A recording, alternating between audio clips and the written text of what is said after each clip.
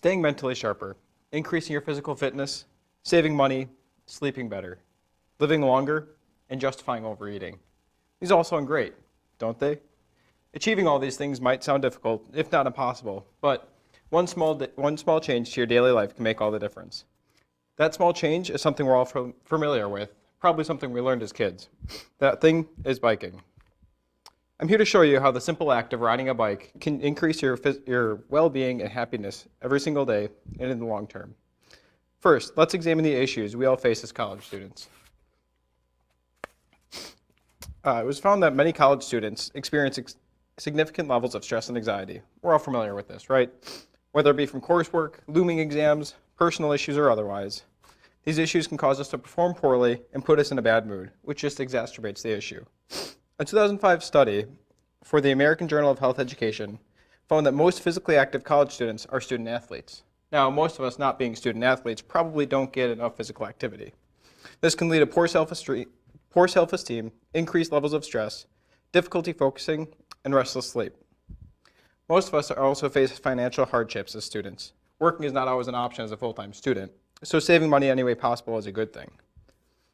I was curious, so I performed a quick calculation to estimate the cost of driving to school every single day for a semester.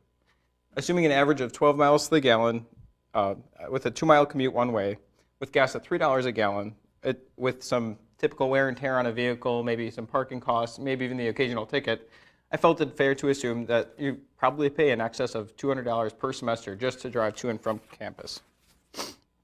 I found a surefire way to chip away at all these hardships is bike commuting. I've personally started bike commuting for the financial benefits and just due to my passion for cycling in general. This is a picture of my first real commuter bike. In fact, I rode it in today. I started with the frame about 5 years ago, and it's been evolving ever since. Cycle commuting can reduce stress and anxiety, maintain or reduce your travel time, increase your level of physical activity, keep you mentally sharper, and even save you money. Active commuting has been found to increase your level of well-being and make travel more enjoyable. According to Adam Martin's 2014 research article, the likelihood of reporting being constantly under strain or unable to concentrate was at least 13% higher when participants used car travel as compared to active travel. I was wondering how much physical activity you actually gain from cycle commuting, so I ran a quick calculation.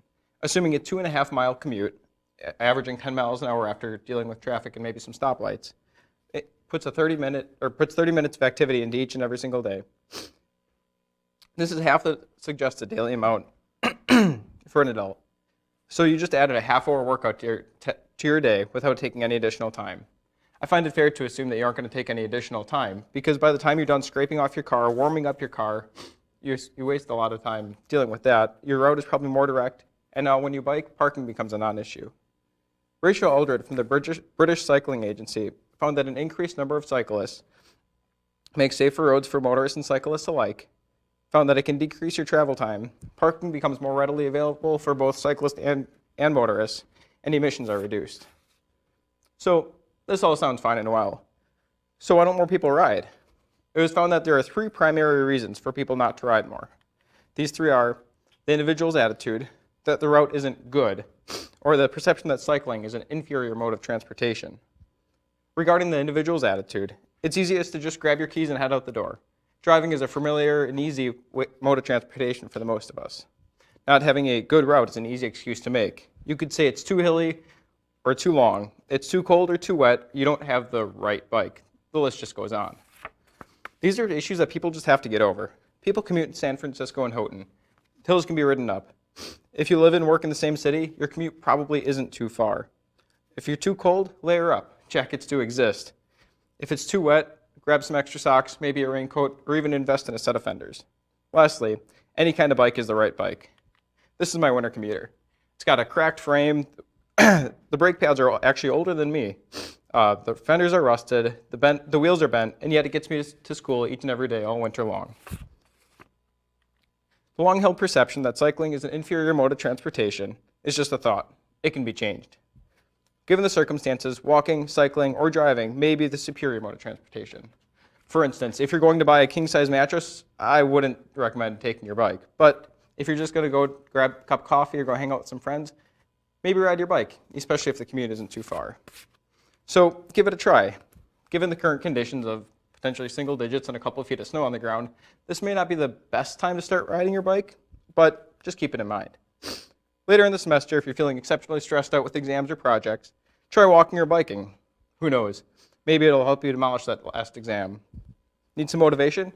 Try riding with a friend. This can make riding more fun, safer, and certainly makes the memories better. One last bit of advice from me. The hardest part is just getting out. The first pedal stroke is always the hardest, especially on those exceptionally cold days. But as soon as I'm to my destination, I'm happier than I could have ever imagined.